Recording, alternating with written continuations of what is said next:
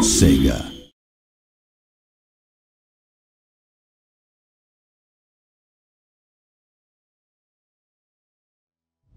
Hello and welcome to the first Total War Attila feature spotlight video. In our recent trailer, created using the Attila engine, we hinted at the role that politics and diplomacy might play in the pursuit of conquest. In this video, we'll give you a deeper insight into how these systems work. You can see here on the diplomacy screen that the UI has been reworked so things are clearer and more concise. There's now a selection of more detailed filters at the top of the screen, and armies, agents, settlements, sieges, and resources can all be toggled on or off to aid clarity. You can also see other useful factors such as wealth, food, religion, and fertility. And the Known Factions tab is now resizable, so you can view more or less factions at one time. You can also select how to sort the list of known factions by clicking on the arrows by each heading.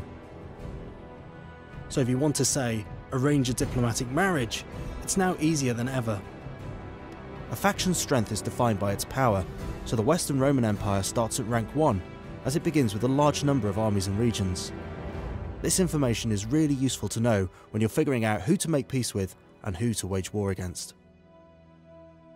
In Total War Attila, politics has seen some fundamental improvements. First of all, the family tree makes a welcome reappearance, and brings with it a host of new functionality and ways to shape the world around you. Power is the sum of two factors in Attila: dominion and control. Dominion is defined by the sum of your family members' influence versus non-family faction members' influence. Control is won and lost through in-game events and political machinations. Characters will gain and lose influence based upon their performance in the field as generals, admirals, or provincial governors. The proportion of power wielded by your family defines faction-wide bonuses and penalties, such as the collapse of public order or the stamping out of corruption. By hovering over each section of the power tab, you can see the faction-wide effects at play. Keeping a balance at around 50 to 60% will give you the best faction-wide benefits.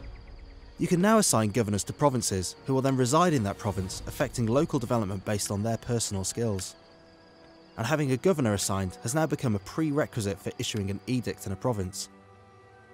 You don't need to control an entire province to assign a governor, and the governor will always reside in the province capital. If you don't own the provincial capital, however, he'll be assigned to the next most developed region. Furthermore, a governor will lead the local garrison forces into battle when his settlement comes under attack. As there are limited roles within your empire, you won't be able to assign all your characters to important positions. A character may also be assigned to another of higher rank as their retainer. This allows them to gain experience and influence based upon the actions of their mentor, without having to assume control of a force or province themselves. Think of it as an apprenticeship in the governor's arts. We hope you enjoyed this video. Keep an eye out for more Total War Attila feature spotlights in the near future.